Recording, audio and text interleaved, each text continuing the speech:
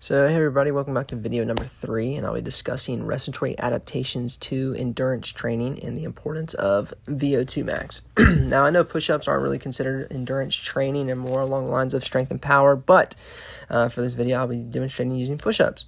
So as the exercise begins, my breathing rate will increase because my muscles require more oxygen for aerobic metabolism.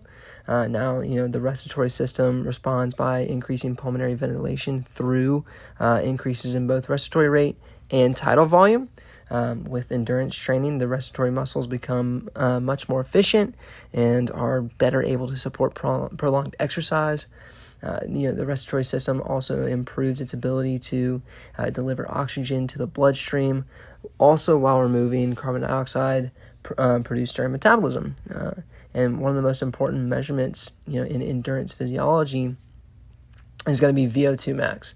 Now, VO2 max represents the maximum amount of oxygen that can be consumed and utilized, that's very important, during exercise. So a higher VO2 max generally indicates a greater capacity for aerobic exercise.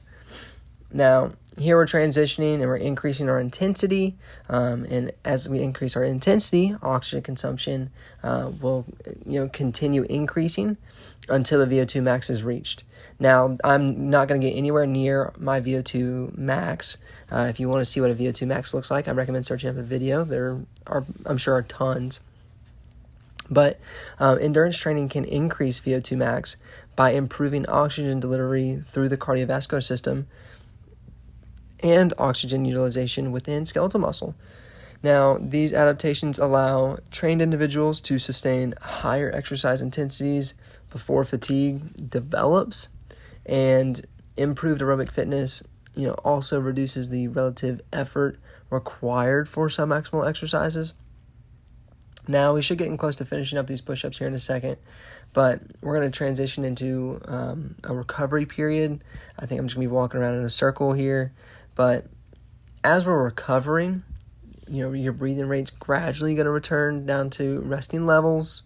You're trying to achieve homeostasis, and this demonstrates the efficiency of the respiratory system following endurance exercise. And just to kind of summarize things up here, endurance training is going to improve pulmonary ventilation. I just now noticed my brother had changed it into 0.5. I don't know why he did that, but enjoy. But endurance training is going to improve pulmonary ventilation, oxygen delivery, oxygen utilization, and VO2 max, which ultimately allows for a greater aerobic performance.